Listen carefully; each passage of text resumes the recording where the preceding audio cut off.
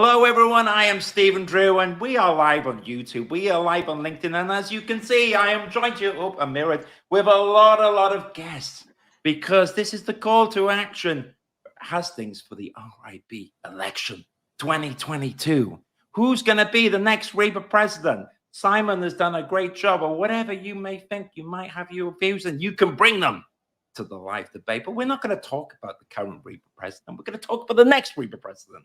And I am here with a few people who have risen to the occasion and have talked and have applied and have put their vote in for the call to action that we put out. So for anyone that's been under a rock and you wanted to check out what's going on, I'm going to tell you all about the call to action here.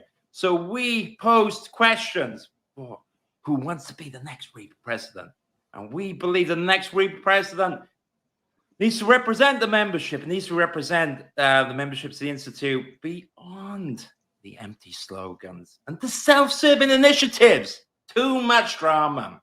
We want to talk about, and we want to utilize the collective energy and knowledge to support a candidate who is ready to prompt meaningful changes. We want to see meaningful changes within the RIBA. So on that note, I've got a lot of people here joining me. So we're going to go, I guess, well, I've got a list here. We're going to mix it up. So I've got Hannah Deeker, who is down here. So Hannah, welcome to the stage.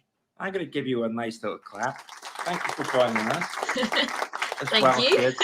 My pleasure. And then I've got Benjamin Champion, who's kind of one over here. So Ben, good to have you here this evening. How are you doing? Hey, I'm good. Where are you from? Where are you at the moment, Ben? Are you in London? I'm in London. All right. Well, you get a clap anyways for being here and also being in London. And as well as that, next on my list we go Moira. How are you doing? Hello. Hi, everybody. Hello, Stephen. What's up? I can give you another clap, but we're getting so many claps here as well as that, isn't it? Yeah. All right. And we might have Henry Pally joining us as well, but Henry's daughter is unfortunately a little bit unwell at the moment. So maybe Henry's going to be doing a little drop in. But more so than that, I've got as well two fellow council members of the Royal Institute of British Architects who have to put up with me. But more importantly, let's introduce them. So below us, we have the fantastic Victoria. Victoria, how are you doing this evening? Victoria as well. Oh, you're off mute. Victoria, how are you doing? I'm good, thanks. I'm recovering from COVID, so excuse me if I cough, but I'm all good. Don't worry. That's what the mute button's for. Mute up and enjoy and buckle in for the ride. And Victoria's going to help me with the questions. So thank you so much for that. And all the way over in this corner, we have Mariam, who is also on the RIBA Council. Hi, how are you doing, Mariam? You okay? Hey, Stephen, how's it going? I'm surviving, just doing uni work. We're close to deadlines, so, you know. You're close to the deadlines, and you're still here with us this evening. So, A for effort on the dedication. And is it Manchester University that you're in? Yes, I am. All right. Final year. Yeah, Richard Brooke and everyone at Manchester, all my old tutors, better give Mariam a good grade. She's doing this as well as Manchester. So thank you for being here, Mariam. Give you a round of applause. Thank you. All right, so we're kind of live. You know, we're in good comfort. We're friends here, but let's talk about this. So this is going to be the hustings. So this is about people understanding what you're all about. So guys, I'm sure there's something that made you reach out. When we put the call to action, you felt like there's something there. I kind of want to go for this. I'm interested in this. And hey, I'd like to share my thoughts on what I feel should be part of the next RIBA presidential candidate. So I think, and tell me, Victoria and Mariam, if I'm right here, we're going to go through together a few of the candidates here, hear about what they're going to say. And as well as that, I do have comments from the audience. My goodness, I've got so many comments.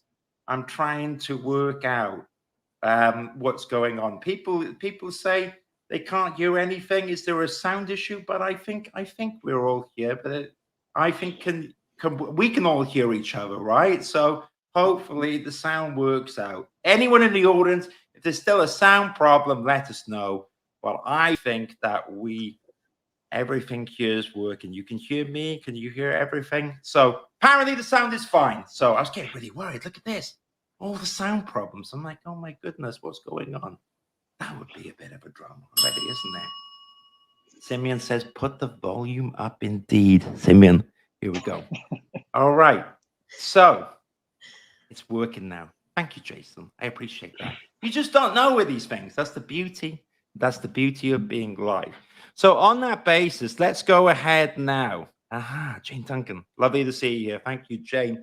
Also, really appreciate the support. Everyone in the architecture industry. So let's crack on with this evening. So, Hannah, I have you here up the front. And guys, Mariam, Victoria, you tell me what, but should we go around and give the potential candidates? You think we should just give them a little bit of floor space and I can stop talking and we can let them talk about what they and why they wanted to put themselves forward for this? What do you think?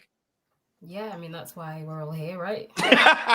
All right, on that basis, I will mute myself in a second and I am going to open the floor up. So Hannah, what I'm going to do now is I'm going to give you the floor space. So let's see if I can pin you and give you the solo layout. So Hannah, you have the screen. I'm going to bring up the banner as well. But Hannah, please feel free to talk about everything you want to talk about.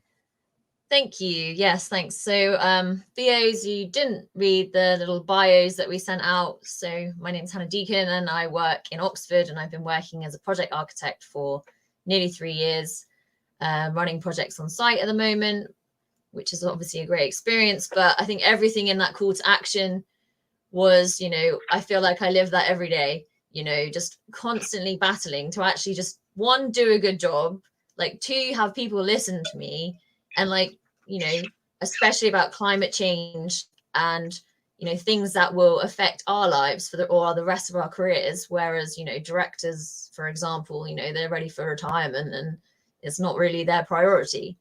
So I think that's partly why, you know, I entered myself, and obviously to support other brilliant candidates for the same cause.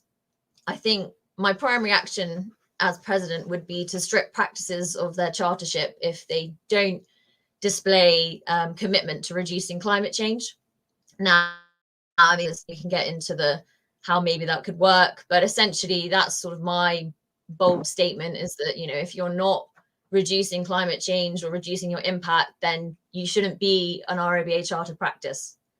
You know, we need to make the RIBA 2030 challenge, climate challenge, you know, stronger and mandatory, and look at, you know, improving the education side of things, getting passive house training into courses, things like that is part of what I'm passionate about. I think other things such as, you know, looking at the sort of RIBA HQ refurbishment, supposedly as £20 million, when we've all read, you know, that the diversity and inclusion budget has been cut dramatically.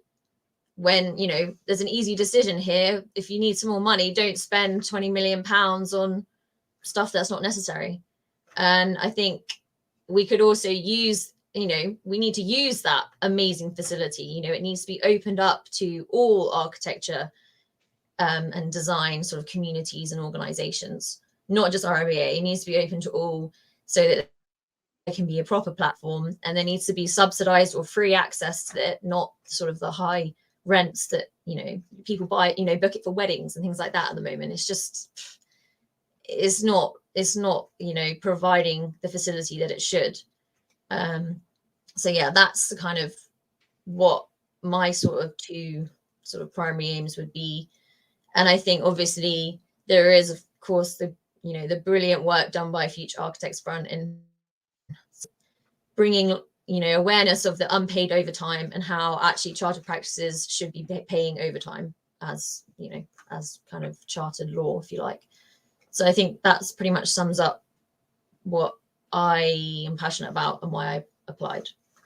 Excellent. Thank you so much, Hannah, and especially being the brave soul that goes first. So I will take you off there.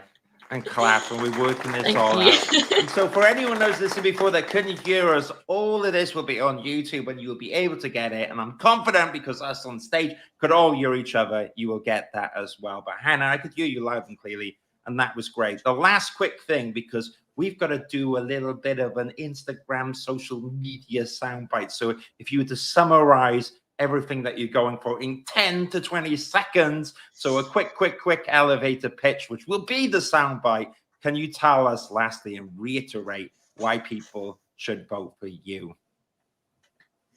Okay, so my primary action as president would be to strip all practices of their chartership if they do not commit to reducing climate change. And we need to open up Portland Place for all. Brilliant. There we go.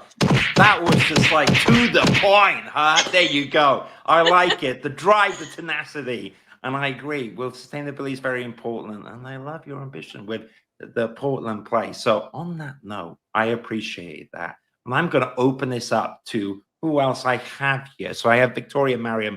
Victoria, do you think we should go around the other candidates first and then open up the questions? Or should we ask a few questions to Hannah now? What do you two think would be the best way to go about this? I think it might be good to kind of introduce everyone and, get to know the rest of the candidates, and then we can sort of dive right in, gives the audience a bit more chance to get to know them as well, and then maybe ask some specific questions from the audience too. Excellent. All right, fantastic. And that's a good point, Victoria. You can talk in the audience and you can ask the candidates questions, and we will come to all those questions in due course. Earlier, I had the scare of my life when people were saying they couldn't hear anything, but we passed that point, and it seems like people can hear us, as Jane kindly told us, and now you have a chance to ask us questions. So during this, you can ask us questions because we were informal, we're working out as we go along. So please do ask questions, because I will bring them up on the stage, as long as they're not anything naughty.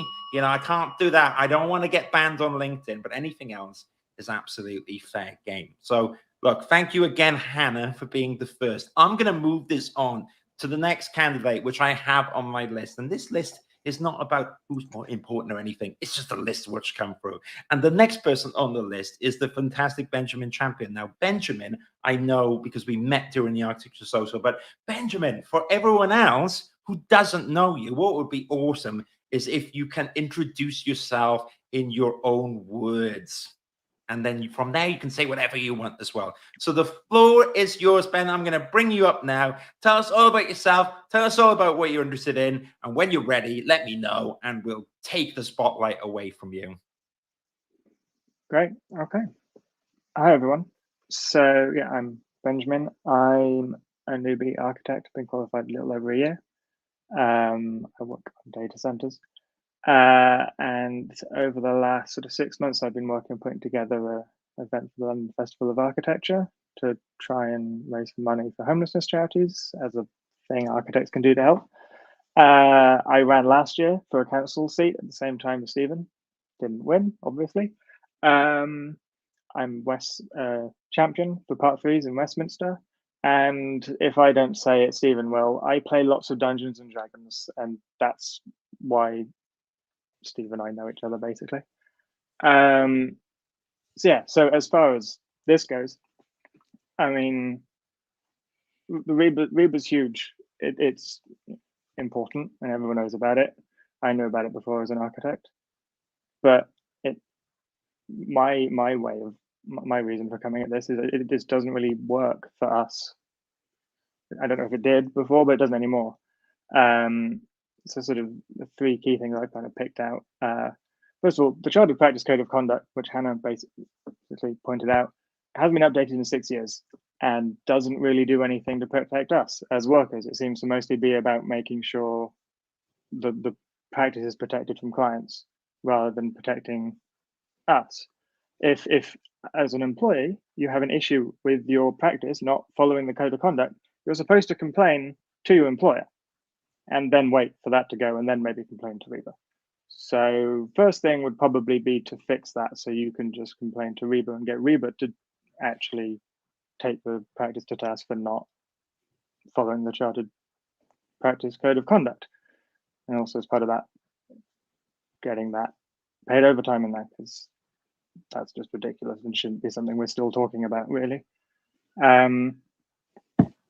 Then you've got issues like the salary guide coming out every year that seems like they're useful, and then it turns out that actually employers go, oh, this is what you should be earning because that's what everyone else is earning. So you can have that rather than actually assessing things and, again, bringing us all up.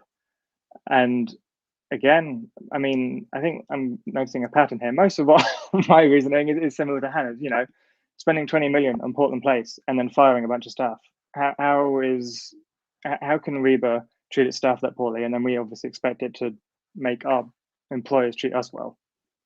It needs to be across the board an improvement for everyone involved. And, you know, there's a lot of big issues with the overtime, climate change, everything that we want to address. I think my key thing is that really the RIBA president should be a facilitator for improving this. We should be getting people, there are a lot of people far smarter than me and far more qualified for most things. You should be getting them involved to fix these things rather than the presidency still existing with this antiquated idea that we have in architecture of one great person coming up with all the designs and every building is that one person. You know, when was the last time Foster actually was involved in drawing a detail? I don't know. Maybe he does it a lot. But that's my point. We need to work as a team with everyone and not be siloed in Portland Place. Well, not in Portland Place, because none of us can afford to rent it out, as Hannah pointed out. Yeah. Excellent. There you go. Excellent. Ben, I'm going to give you a round of applause, right? So I'm going to give you a round of applause. But just before I take the spotlight off you, because it's not over and I'm going to torture you with kindness, you have 10 to 20 seconds now to give us your Instagram quick bite, why people should vote for you. So this is going out to social media. This is going to be your quick bite. Can you tell us why people should vote for you? Yeah, so if I'm RIBA president, I think I'd act as a champion, pardon the pun, of those who can actually contribute and encourage a collaborative improvement to our profession. Excellent. Well, look, well done, Ben. I don't know if I cut you off from there, but we'll give you another sound bite if you want. Oh my gosh, the spotlight's on me. How horrendous, you poor guys in the spotlight. But look, well done for championing on with it. Now I'm seeing in the comments, I'm seeing all this stuff like it's froze for me, people listening. I'm refreshed to live. Well, all this will be on YouTube at the end, and you can watch everyone's recordings in their entirety. I don't know if someone on LinkedIn is doing who knows what or whatever, but this is also on YouTube. And in my experience, the YouTube recording is usually the fastest. Maybe on LinkedIn, it can't handle 7 of us. Who knows? But the show goes on. We're not going to give up here because we've got more people here. We've got questions as well. And I can see that people are kind of jumping in and out. So we're going to do as well as that now. So we are going to keep moving on. Right. So next, so I'm sure I think Henry's, with the kids. We'll move to that, but we have another guest over here to my left here for me. So here we are. Tell me all about yourself. Tell me who you are, what you're about, why you were interested in being the next RIBA president. I'm gonna bring up the solo layout. Okay, go for it. Let's kick off. Yes. Okay. Hi, everybody. My name is Muyiwa Oki. I'm an architect at Mace. I'm in the design and digital team. And in my previous practice in Grimshaw, I was the founder of the multi-ethnic group in Allies Staff Network, which was about creating visibility and empowering minority ethnic groups within the office. I've also been mentor to aspiring architects with the Grimshaw Foundation, which exists to encourage greater social mobility within architecture. Within the wider architecture industry. I've been part of RIBA practice clinics on EDI leadership, participating in panels. I've also been participating in panels with the RIBA Radio. I regularly contribute to the Mayor of London Design Future Challenge. And on the side, I try to work on a design tech venture with a friend of mine, which is focused on using digital tools, digital twins, and making that affordable. The reason I'm here today, one of the reasons why I'm here today, is partly because of that FAF letter a couple of years ago that brought to the spotlight the issues of overworking that is still prevalent in the industry. And I have some similar experiences in my part one, where I had to work up until 1 a.m. And instead of getting some sort of support from my superiors, I was told, why didn't I secure the premises, and more importantly, why didn't I finish the work at hand? So what I'm here to do is to create a little bit more visibility of these issues and eradicate them. Become the voice of empowerment for disenfranchised and underrepresented groups within the industry, but also, more importantly, be a collaborator. I want the RIBA to be collaborating with specialist groups like the UKGBC, like the Green Finance Institute, like AJ, on issues and policies about tax on the high level, but also collaborate with the younger generation about issues with environment and climate change, because getting these pool of people together, people on the higher level, experts, and also from the grassroots, is only the key change that we need to make change possible for everyone. I also was inspired by this documentary, Knock the House Down, about Alexandria Ocasio-Cortez. Everyone knows her. She's the freshman in 2020, freshman House of Representative in the U.S. House of Representatives. And if she can do it, I think everyone should be spurred on by her example and make sure that they can make the changes happen in any little way they can in their little communities. And that's why I'm here. Amazing. Wow, there you go. All right. So I'm going to keep the spotlight on you. So sorry, because it's dangerous I click anything, because I actually just kicked Ben off the whole live stream by trying to remove him. So sorry, Ben, you know I love you. But please, before we move away from you, in 20 seconds, elevator pitch. If anyone is blasting through Instagram and they're too busy, they've got lots of stuff going on, why should they vote for you, mate? Well, I would like the RIBA to be more visible. I would like the RIBA to be more visible within the built environment and also be visible with its members. I would like the RIBA to be more collaborative with specialist interest groups and also the younger generations to create change that means something. Amazing. That is what I'll do as a RIBA president. Excellent. So I'm going to remove you from that layout, and I'm not going to remove you from the live stream. So Ben, I've got to apologize to you, Ben. And so Ben, do you accept my apologies for kicking you off the live stream? Well, I guess. I'm new at this, Ben. I've never had like hosting or anything. So do me a favor.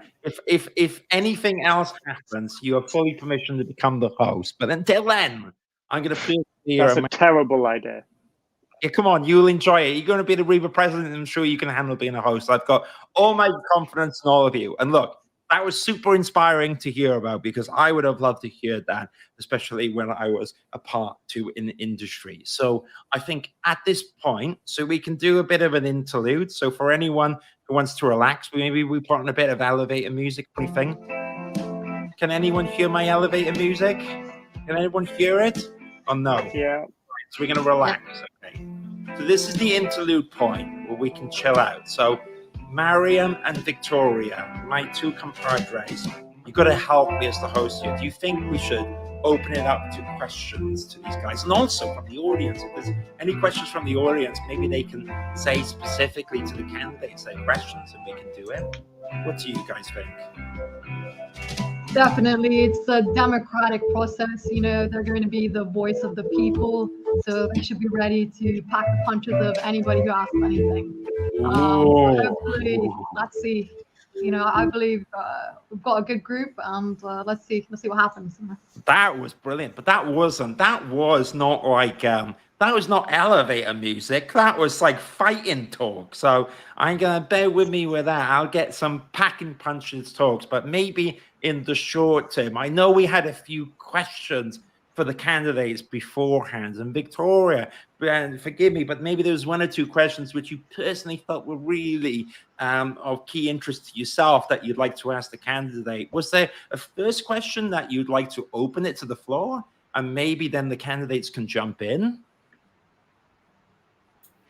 Yeah, sure. I'll start off with some questions. So the first question, how would your experience as a worker be of value in leading the profession through the changes that you guys have mentioned and that was mentioned in the initial letter and call to action?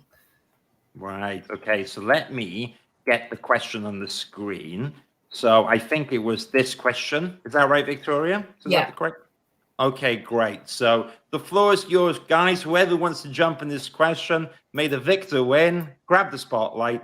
Tell me if anyone would like to reach out and go for it. We're all too polite. All right, come on. I'm gonna get my ticking clock in a second. Who's gonna jump on in? Well, I can go. I can go first. Yes, go for it. Well, I have been as a worker. I have been sort of seeing the spectrum of different types of practices. I've worked at smaller practices, medium-sized practice, and now in a sort of global consultancy practice. So I know how things work in all scales, and there's some commonalities. And I understand. So there's some frustration with how practices work because they sign up to declarations and then don't adhere to it, and we all know what that word is. That's called hypocrisy. And working as a worker, I've been able to sort of speak truth to power, hold feet to fire, because I have a track record of challenging established organization structures that do not serve the communities that they're intended for. And in my last role, I set up a social governance structure for race-related reporting where there wasn't any. And this was done through lobbying and collaboration with SLTs, the senior leadership team, and HR teams, which resulted to the review of the process, the recruitment processes, and trying to collect data about who we are as individuals in the office. And this led to a roadmap for developing and sustaining ethnic diversity, the first one that actually happened. Because as a worker, I realized that regardless of my age, my race, my level, it was important to use my voice to implement change, a much needed change. So yeah, as a worker, I feel like you get the sort of blunt end of the stick, so to speak. But I do think that as a worker, you do have a chance to make change, and I think it resonates a little bit with the letter because we're here to make change and positive change for the better. Amazing. Well, there you go. All right, let me take the solo layout off you, and well done for doing that because that takes a bit of steel to do that live. Now, I'm just going to quickly interject. Some Joe from the audience says it's super jumpy on LinkedIn. So if you're jumping around on LinkedIn, apparently YouTube is way smoother. Google has it down apparently, and LinkedIn, come on, Microsoft, pick up your game because they can't handle the heat from this Hustings. We're bringing too much fire down.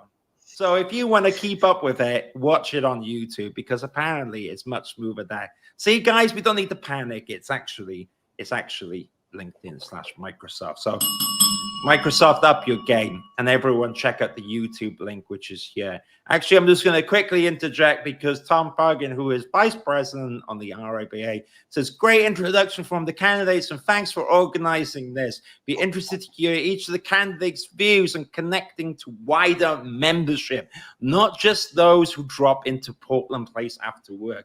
Yes, that's very true. It all talks about redoing Portland Place, and I kind of can see, having been there, how that would be good, but you're right, not everyone can geographically go to Portland Place. So maybe I can open this up. Now, there's one or two of you that might have mentioned Portland Place during this. So, and I'm not going to do the open it all anymore because I appreciate that can be a bit full on. But I mean, Hannah, do you have any thoughts about this, or would you like me to move it to Ben, who I kicked off? I mean, I already kicked him off the live stream, so I can't get any worse in the books. If you'd like me to pass the question to Ben. No, it's okay. I can answer this one. I think, I'm not London based, so, I'm in Oxford, which, isn't a million miles away, but it's not, I don't pop to London after work. I even, Oxford is a very privileged area, and, but we even people feel left out of the kind of London bubble and etc. So I think one of the best ways is, the RIBA have the coveted architecture.com website. And I think that is also a place where they need to, share events, not just the RIBA, also promote other things that are happening in architecture and get the conversations going between those groups, connecting with young people through, social media, and, not just going, oh, it's another International Women's Day, or, and tokenist gestures like that. They need to actually support groups that already exist, take a step back and give people that platform. And, they've got all these followers and all these members, and, they could give those to other organizations to help them through Well social said. media. Well said. And look, it's always hard being jumped at, especially if anyone's never done the solar layout. It can be pretty overwhelming. So thank you for that. And look, I am new at this, and I've been told I need to be, while I have inclusive views within architecture, I'm not being inclusive within the questions. So I need to say, is there anyone else here? Ben, where you at? Was there anyone I'd like to add on to Tom's questions or share your own views? Was there anything you'd like to add to that? And it's okay to say no. I've got something. Oh, Ben, go for it. Come on, let's get it on. The spotlight on you. Let's go. So I think part of the problem is, that generally London-centric view that the RIBA seems to have. Whether it actually does, I don't know. There are groups of architects all across the country. I know Birmingham and Manchester have groups of architects that have nothing to do with RIBA.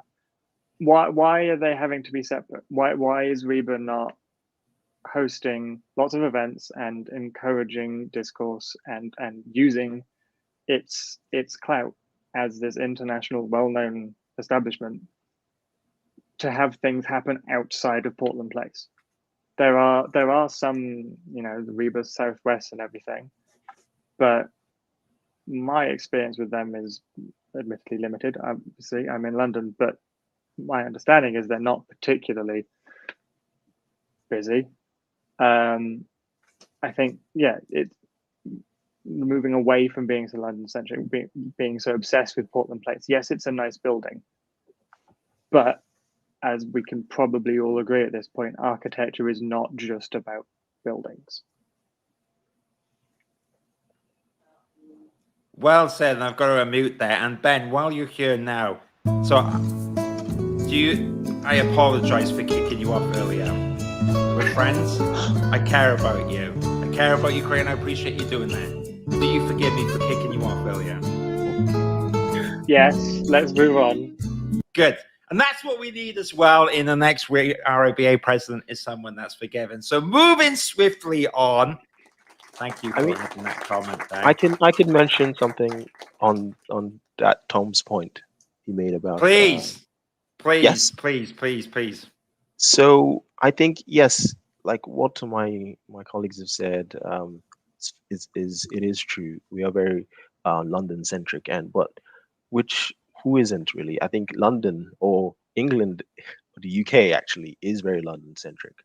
And one of the key is to create spaces for the vast groups that exist within our societies, which are reflected within the RIBA. So that's the Black community, different racial groups, LGBT communities, and create events that cater for them. And that those events should be location agnostic. And talking about events, I'm trying to host an event with partnership with Black Females in Architecture this summer, and I'm looking for a location. So Tom, if you actually know of having suggestions for where that should be, you can hit me up on LinkedIn or Instagram or something. But I would like the RIBA to be looking at events outside of outside of the silos of your Black History Month in October, or your LGBTQ Pride Month in June. And if you have a calendar of events, you can start to spread it around and include the regions, create space for the different groups, so that it's not just people who can step into Portland Place after work. It's actually about people around the regions, even people internationally. Like things like this could happen as well, that actually galvanize support for the membership. Is my idea.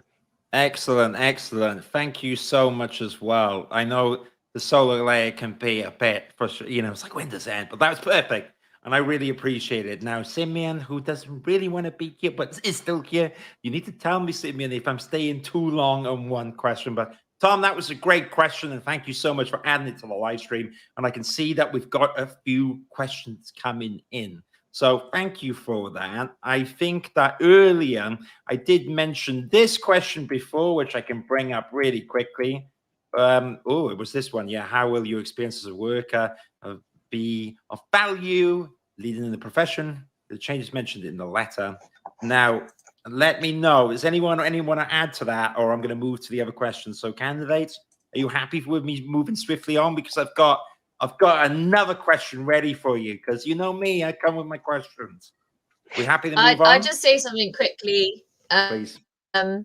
So, I think it seems like quite a hard question to answer, but recently I did the sort of RIBA student mentor program for Oxford Brook students, and all of a sudden you realize how much you've learned just by working in profession for however many years, particularly surviving a pandemic and all the kind of it made everything worse in terms of people being put on furlough, people being exploited. I know of people that were on furlough and were still then forced to work, and it all just got worse. And I think when you realize that actually we can help people that were just like us however many years ago, and can help the youth understand what their options are, where we can improve the profession, and actually I've just had a part 1 start that I've been helping out. I make sure that she has a better experience than I did, because with the little power that I have, I might as well use it and do that, so that you're improving standards from sort of bottom up, if you like. So I think that is sort of how I'd answer that question. Excellent, and answered very well. Well, thank you so much, Anna. And this is why you're here, and this is why I think you are an awesome candidate. You're all awesome candidates. But hey, this is what it's all about, is working which candidate here gravitates towards your views. And we're going to keep diving in more deep on that. But I'm struggling to keep up because I have the questions that we already said, and I'm already so excited to see so many participants from the audience, especially those who are handling the LinkedIn lack drama. I appreciate your questions as well. So just before I move on to Mariam's questions, I'm going to say, Tom says, excellent answers. Thank you so much. So thank you all on the stage for sharing it. I really appreciate that. And Jane Duncan says, very interesting discussion. She does ask a question as well, and we will deal with Jane's questions. But I think it's only fair that I go on to Mariam, who has a question here. So Mariam, I tell you what, I'm going to turn off this question here. I'm not going to put the spotlight on you because we're with the curators. We can just chill out. So, Mariam, is there a question that you wanted in particular to ask the candidates? Hi everyone. Yeah, so I'm really passionate about this, and I think we need a president to represent the profession and be the face of the institute. So, but they must also possess the courage to change the culture of the organization. So we need a president who not only tolerates an atmosphere of elitism, privilege and misogyny and racism, homophobia and ableism.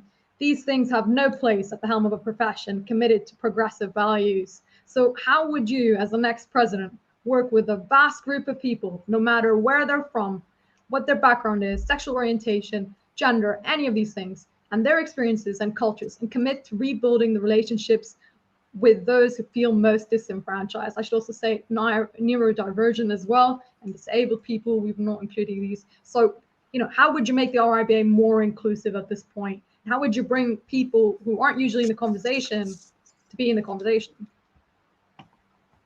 Ooh, very good question. So, is there anyone in particular that would like to jump on that? Otherwise, in 5 seconds, I will pick a random name. But hey, the victor gets the spoils. Who would like to jump in? I'll jump in. Sure, the floor is yours. Well, I think first of all, you'd have to ask them what what their needs are and how they would like to be included. Because these groups are different, they're multicultural, and their challenges are multifaceted. So they need to be understood as individual groups. But to answer the question directly, are you ready to be the president? I think I am ready. I believe I am ready. I've been a face of RIBA initiatives in the past. I was featured on the RIBA history for Black History Month Instagram. Like I said earlier, I've worked on the RIBA Radio. I'm an ambassador for Radio of London Design Challenge, and I work with charities and groups like the POC in architecture. So I don't shy away from being an ambassador because I believe that representation matters. It's important, and also because I myself have benefited from seeing a visible Black and successful architect like David Ajay in my youth, and I think he continues to still be a mentor or someone who I can look up to. In terms of the courage to change culture, I think in my earlier introduction, I've talked about how I change cultures in the practices that I've worked in. But I think the question is a lot more bigger than changing the culture within the RIBA. I think that we are here because we want the RIBA to use its influence to change the culture within the architecture industry, and with the ideas that we have all talked about today, with sanctions and fees, streamlining the process for reporting bad behavior. But I also like to see the RIBA communicate better with its members. We have 30 odd thousand of us. It needs to communicate better with us. It needs to poll us better. In my office, we do poll surveys every quarter, so they understand what they're doing wrong and fix it. I also like the RIBA to communicate better with the communities that it serves and create messages that resonates well, so that everyone understands, people who we work with understands our value and then pay us for it. And in terms of dismantling barriers and dismantling privilege, I've talked about the work that I've done with the multi-ethnic group I created in my previous practice. But I think it is about not creating silos. It's about creating spaces for people to have their voices heard. And I think the RIBA needs to communicate that a little bit better. And that's what I think I would change as the RIBA president. Excellent. Well, thank you for adding that, and good for you for jumping in on there. That's what we need. I can see that there's a few people saying brilliant questions. So Tom Fuggin again, as well as Neil, who was awesome. Neil is actually a new fellow of the RIBA. So shout out to you, Neil. I haven't got any celebration music here, but we can get a bit of electronic dance music for you or something. So well done, Neil, on you becoming a fellow of the RIBA. I'm not sure if that was in your introduction, but have some dance music anyways. And Neil says, brilliant question, impossible the last 2 years, as well as flagging up that the RIBA president should involve teaching in secondary school at some point in their term, not just a privileged school. It's very true. When I was in architecture, well, I wasn't, when I was in secondary school, I never heard of architecture as being taught in school, and it never popped up. So thank you, Neil. I really appreciate it. Now, I should probably keep going on because we got lots and lots of questions and we've got only a little bit of time to uncover it. So perhaps I'm going to have a quick look next what question I should bring. But Victoria kindly mentioned that Tom, who earlier dropped a question, so thank you, Tom. If you're still here, we are doing your question. He said, I welcome the discussion of climate challenge, but it seems very data-driven. Is it practical to make finding all the data mandatory? It looks like a lot of additional work for solo practitioners. So Victoria, maybe you want to add a little comment here where you thought that would be a good fit from here, and we can open it up to the stage.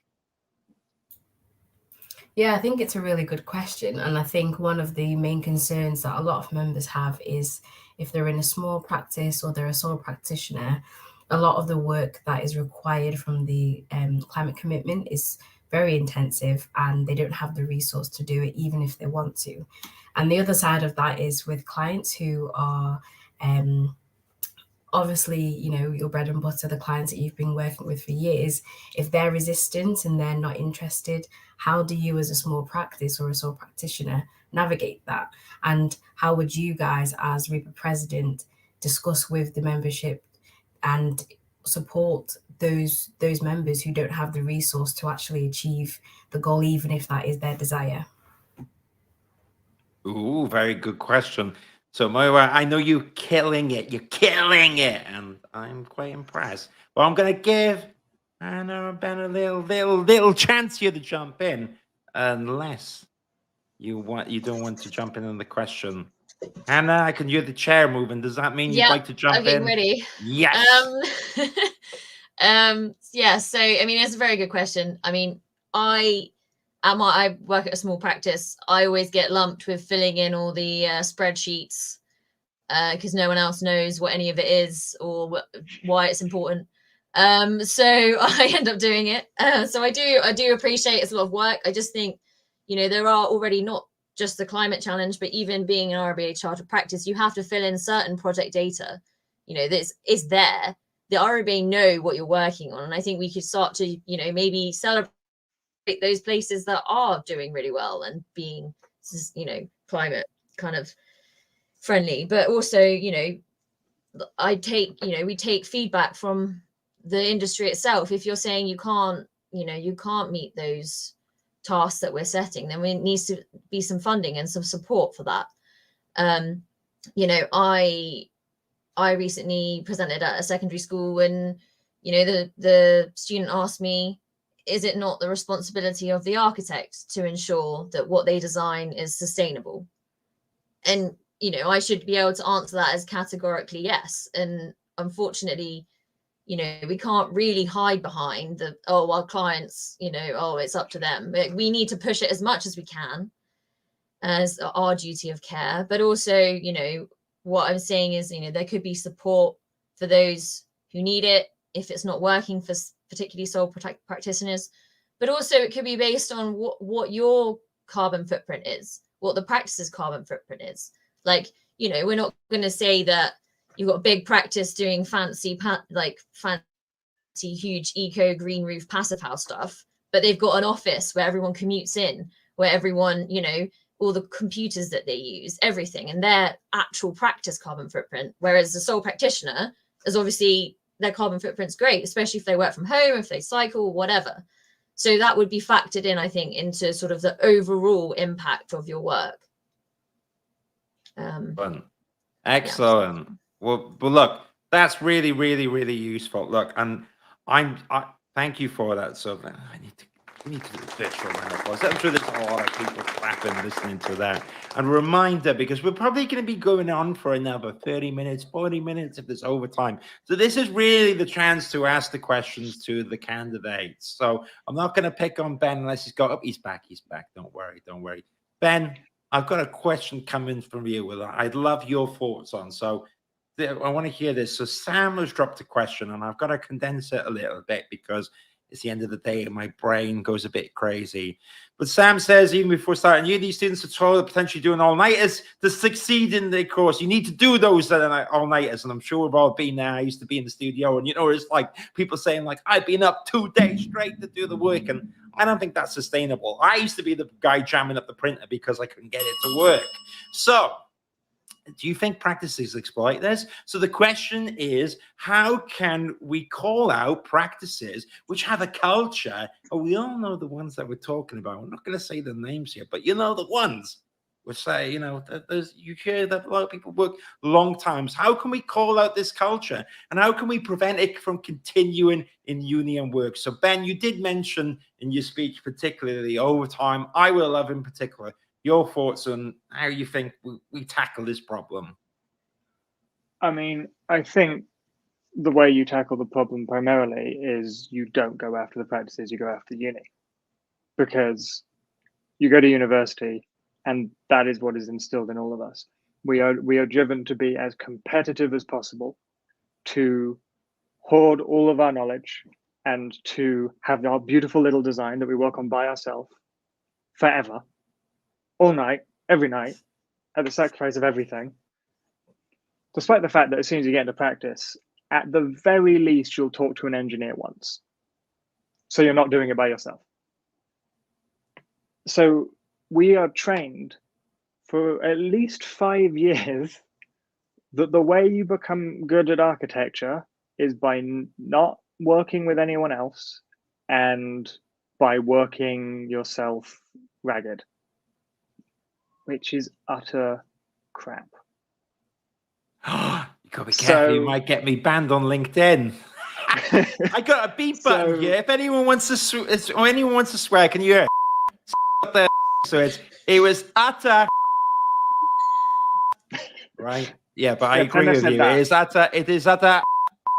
So if the RBA is actually intending to tackle this, like they claimed they would when FAF spoke to them last year, I think the key thing is that when they assess university courses, one thing that's looked at should be how many all-nighters are people doing? In an average week, how long are people actually working? And if it's extreme, which it probably will in most places, then they tell the course, okay, you fix it or you're not accredited anymore. And that I think is the hardest and quickest way to deal with this. Then you look at practices, and again, RIBA needs to actually do something about its chartered practices. It needs to be less timid about sanctioning practices who aren't treating their employees right. The Chartered Code of Practice should have something in it restricting overtime and requiring any overtime to be paid and mutually agreed. Because otherwise we're going to be in this perpetual cycle until eventually we all get sick of it and quit architecture and become pottery makers and painters and interior designers and logo designers and recruitment consultants. Oh gosh. Anything to stay away from buildings. Or we, go and suddenly all manage to unionize, which is probably a lot more work, but worth it anyway. Well said. Look, and I'm going to give you a round of applause because it's a ballsy question and it's difficult, and that's the one for a lot of our minds. You're right. FAF did a good job of bringing it up last year and pushing on that cause. But where are we with that conversation? And I think it's a good point, and it's a good thing for us to talk about in 2022. So I think this is going to be a question that's on a lot of people's minds. So if any of the other candidates want to add anything to this, I am more than happy to for you to jump into it. So And Ben mentioned a good point of getting into the universities and getting rid of this whole fountain pen situation of us as architects dying on the work, getting the submissions in at 3 a.m. And that could be one way to look at it. But do you guys also have any thoughts? I think that is a good idea. I don't see how it could be practical, because I don't see how the RIBA can police that. I think what RIBA can do is police its members, and its members are the members who employ people. So practices they employ people. They can actually police a little bit their behavior. So sanctioning, striking them off the list. But also, I think prevention is a little bit better than cure. So a way to solve that issue potentially is to work on better types of projects, and also be a little bit closer to green initiatives, green finance institute, people who have money, finance, who are going to finance green and better buildings, so that when we're working on things that we enjoy, which is similar to what you're doing in university, but we don't want it to be as sort of prevalent and mean-spirited, and you're working overtime for peanuts. We want to do a good job and get compensated for the good job that we do. So we need to get better projects, get paid more, and the conversation about pay and working hours dissipates or dies down a little, because you are doing something that you like, you're interested in, and that makes a difference, but also you're paid for the value that you're creating. So I think one of the silver bullets will be the RIBA partnering and being a little bit more closer to getting those greener, futuristic, technology-enabled funds to be more visible within the architecture industry, so that smaller practices and can get part of the slice of the pie that is being sort of commandeered by the larger practices like Foster's and what have you. I think money is an issue. Well, there you go. Well, look, hey, this is the point. It's a debate as well. We're all friends here, but we've got different opinions on how we want to go about things, and that's what this should be all about. And I love to hear it. So thank you both for sharing it. But I guess at this point, since this is such a hot topic, especially in this year and where we are with all the fees that we pay to study architecture and work in the industry and to go into it, and then you're working overtime. I reckon a lot of us are going to be wanting to know the answer to this question. So, Hannah, if you want to try to jump in on this as well, then please feel free before we move on, if you'd like to. Yeah, I just I just like to add, we do need a bit of education reform. Everyone knows that. We've all endured the unnecessary pain and money that's required to just get a degree. There does need to be education reform, but the main priority is when you come out of uni and you come to the workplace, that you're not exploited, because it is this culture of oh, I can't report anything because I mean nothing, I have no authority, I'm grateful to have a job.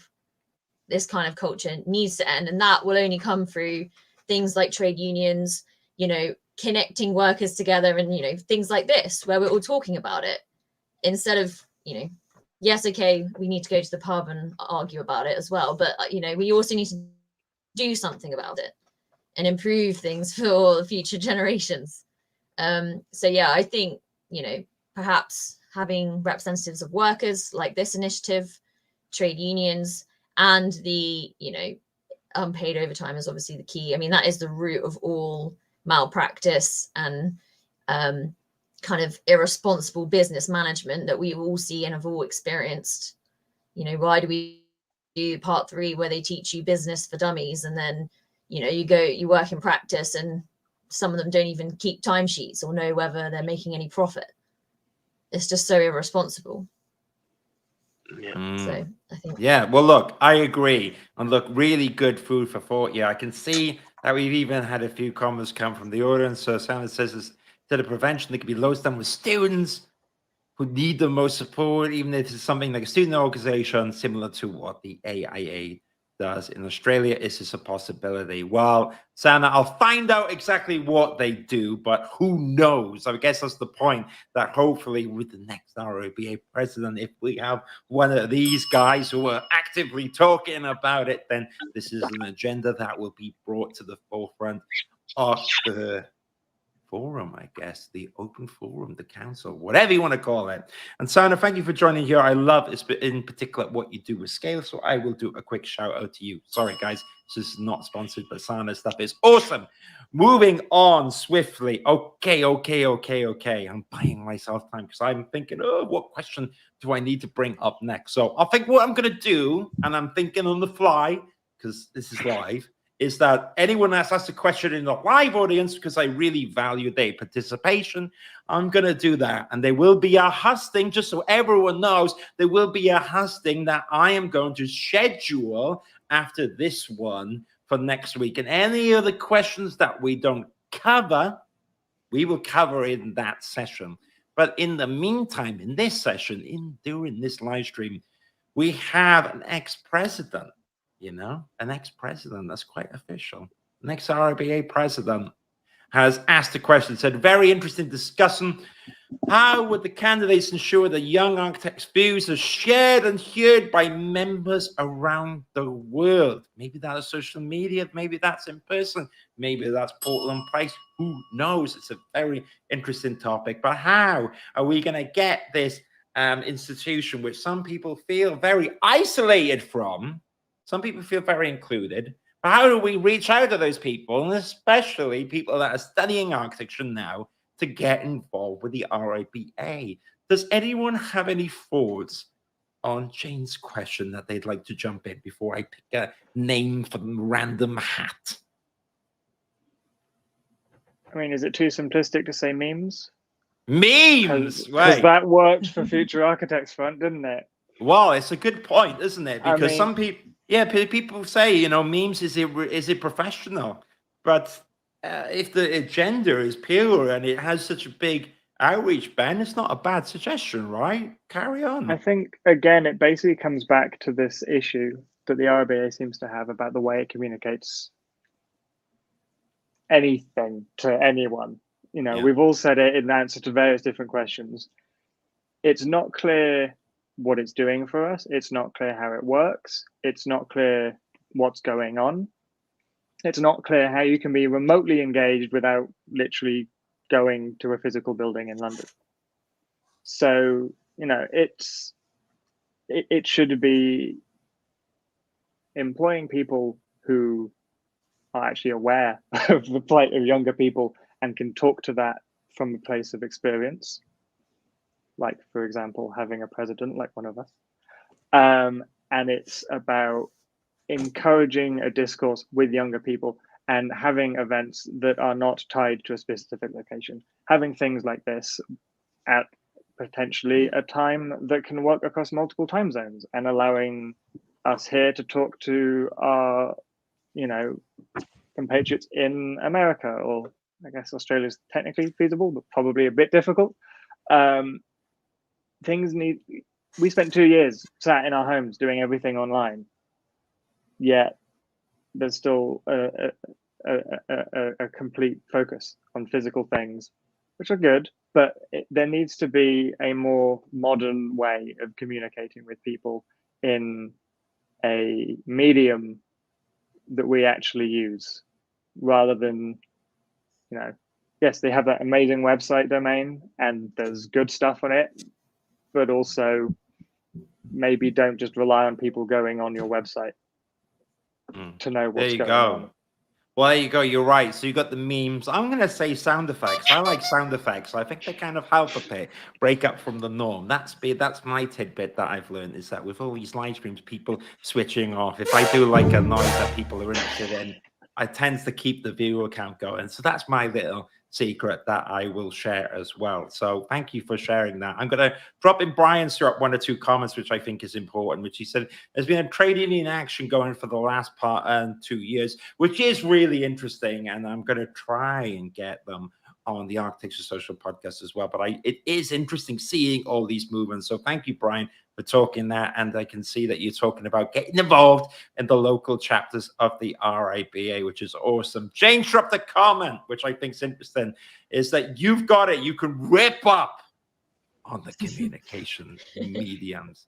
Do you know what? A quick story, Jane. I was in the audience. You did a turncoat event, I believe, when you were either the RIBA president or just finished your tenure, and I really enjoyed your wicked sense of humor and all that you've done. So actually, I'm going to do a round of applause and a quick trumpet.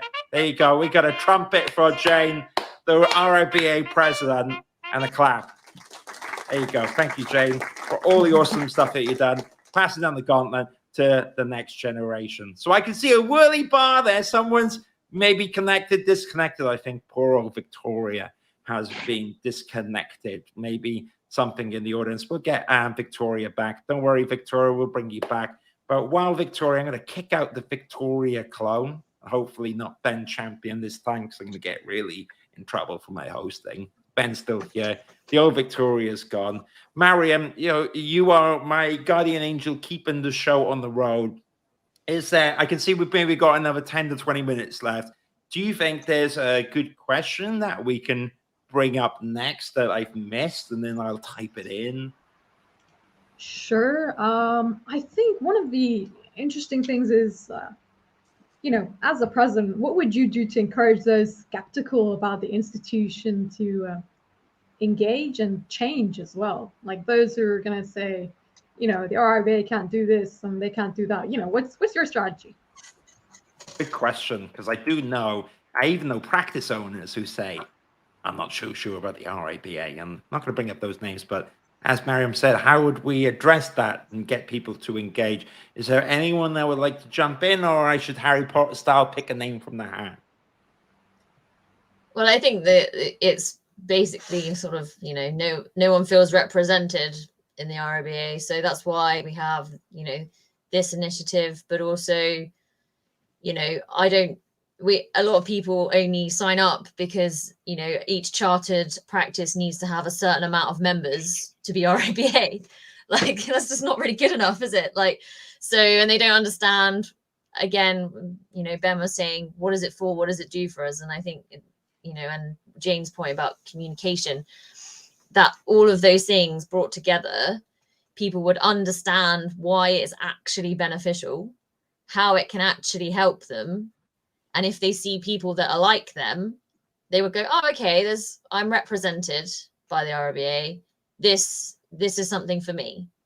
And I think those kind of, I know that it's pretty simplistic, but that I think is this sort of starting point. I think also the point about, getting young architects involved is the only time that I was asked by the RIBA about my course was just before we got our marks, and we were all terrified that we would get marked down if we said something bad about our professors. So at no point was there any opportunity for what I understand. I mean, there probably is somewhere, but I never saw it. We pay for the PDRs and you've got our names on a list somewhere. Why aren't you sending us information on, I'd like to have your feedback on how was your part 1 placement? How did the RIBA course prepare you for part 1?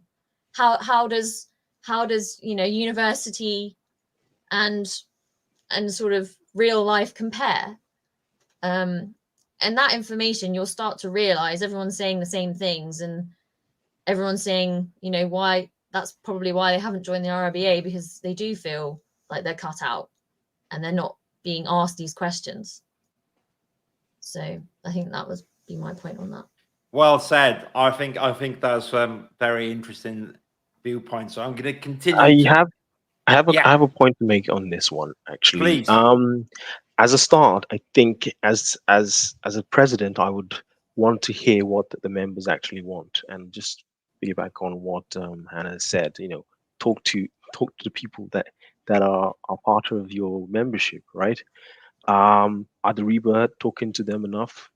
In my experience, they aren't actually, because I don't think I've been part of any survey, or if there was a survey, I don't know where it is.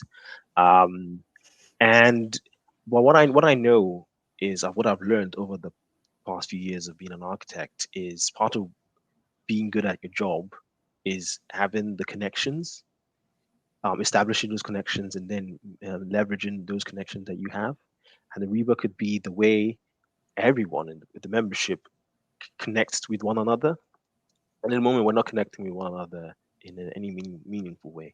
And the RIBA needs to facilitate that. And you can facilitate that through providing resources that are accessible. So resources about career development, for example. I noticed like the Law Society do that. They do talks about with different people in different levels, people who are returning from work, from maternity leave, like paralegals and things like that. They do that. Provide resources like CPDs that are financially accessible, because at the moment the RIBA CPDs suck. Some of them are like £600, £1,000. We're talking about like poor wages. How does an individual not earning enough money pay for £1,000 CPD? It doesn't make sense. So anyway, just to summarize, I think it's everyone said it. Comms is an issue. Do RIBA have enough comms people? And if they do we need to like if they don't, maybe hire more people. If they do, we need to like sort of reallocate, readjust and reprioritize what they are communicating and how that this money is spent, because we are a creative industry and we need to be creative. Like Jane said, we need to rip up the whatever we're doing because it's not working, and be creative about how we communicate to one another and our membership.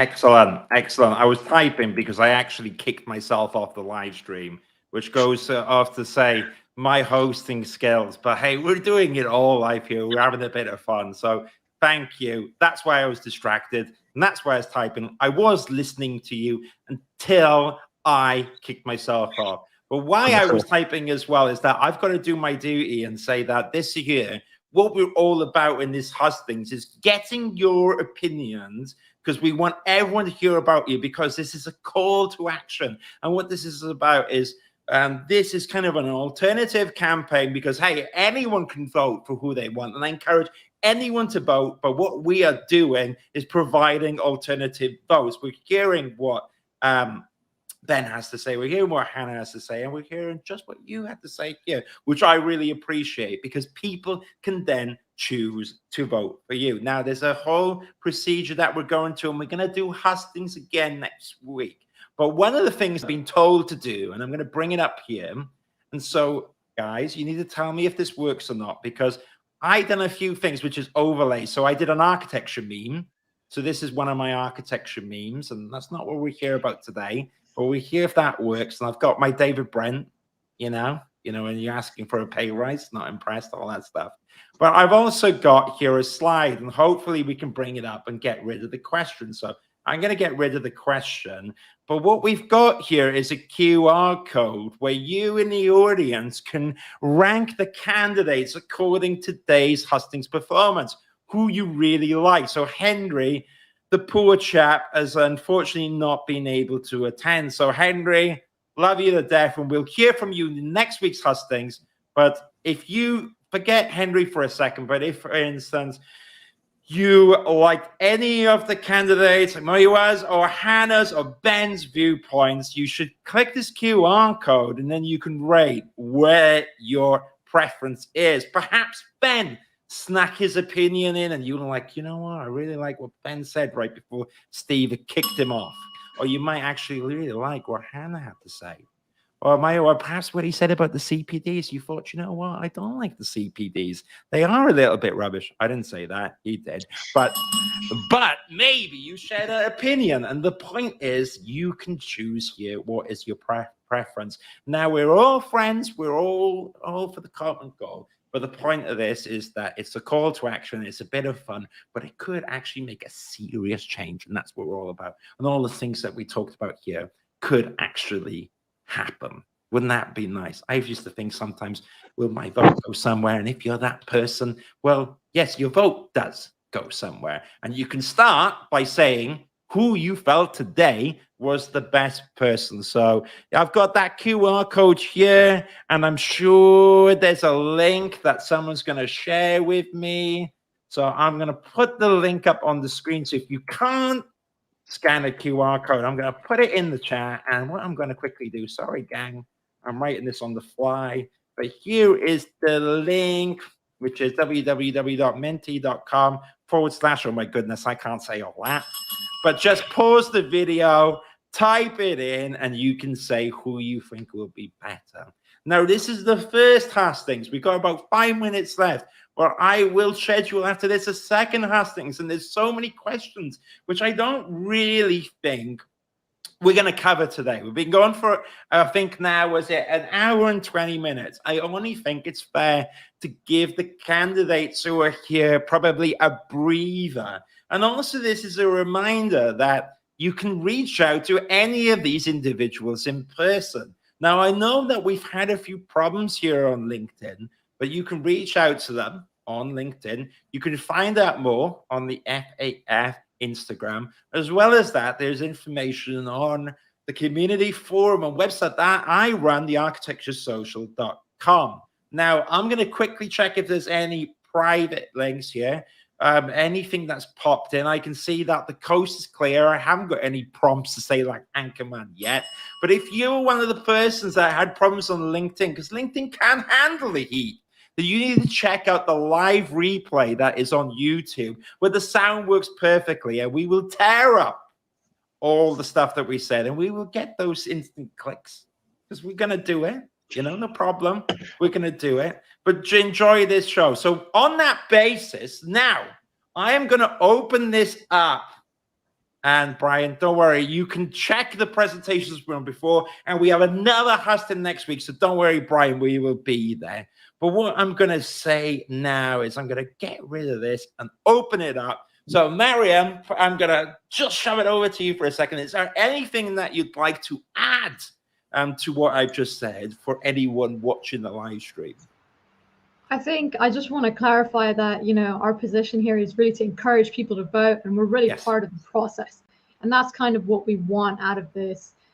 We think that young people really are the future, and they should engage to vote. If you're old enough to vote for the country, why can't you be, you know, you're more than old enough to vote for the RIBA elections as well.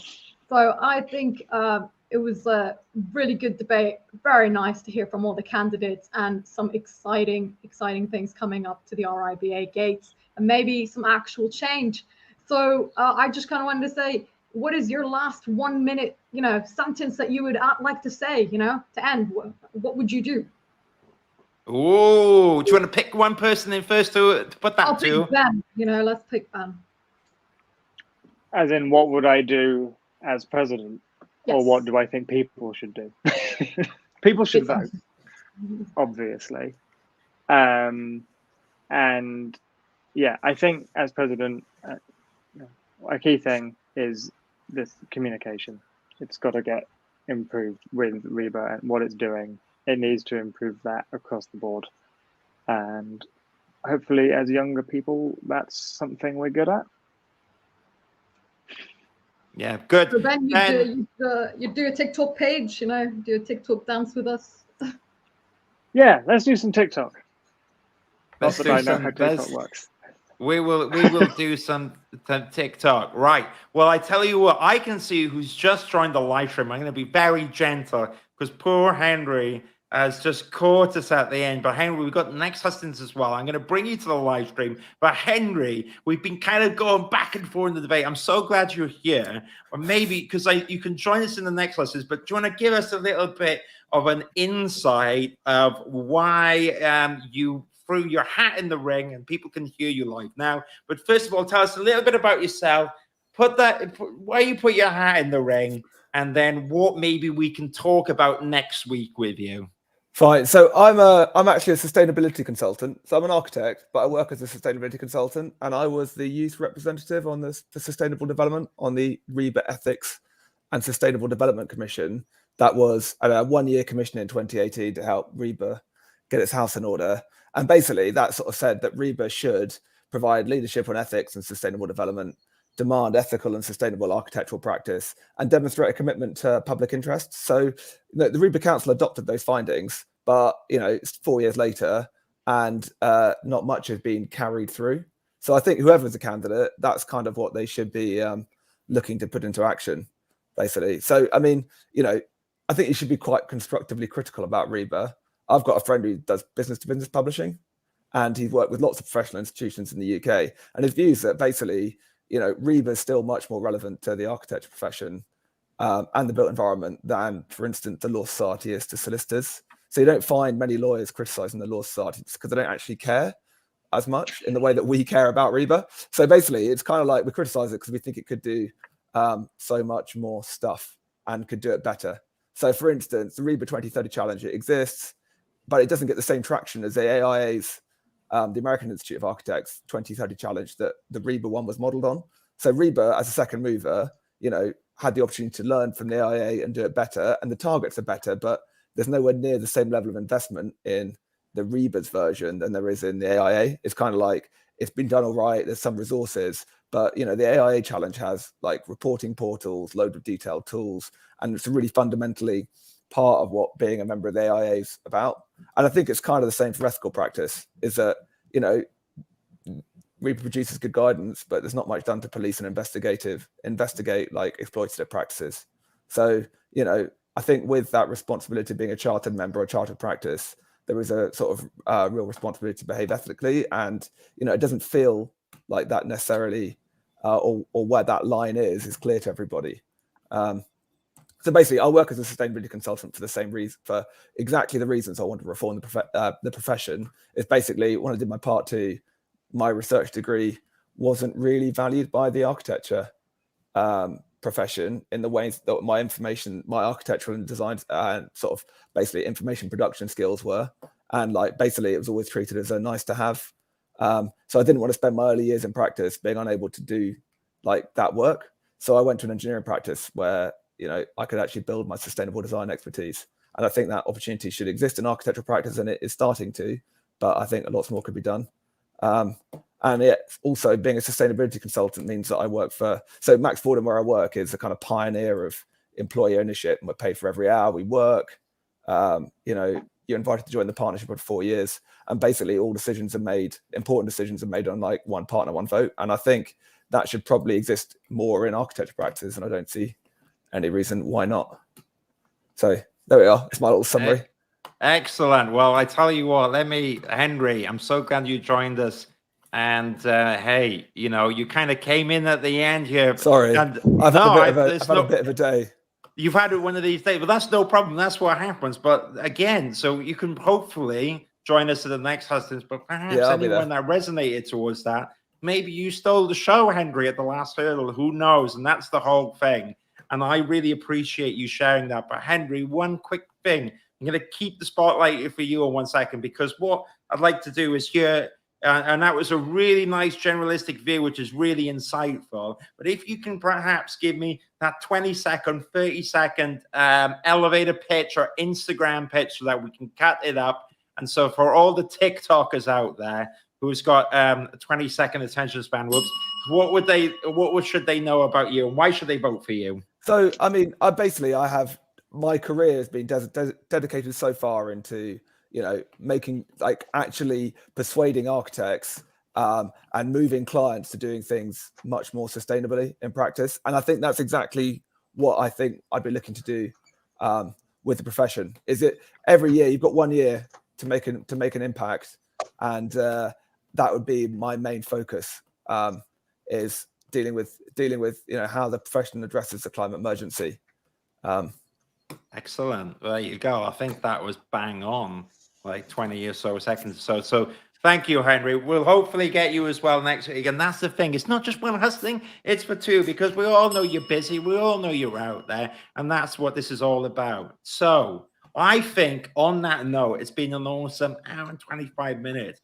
I'm going to remind everyone that you can participate in the banner that was put up before of who you think today resonated towards you. Did Henry steal the show at the last second? Hey, it happens. Put him at the top if you want. If not, you've got awesome people. What about Ben or Hannah or Maya said earlier?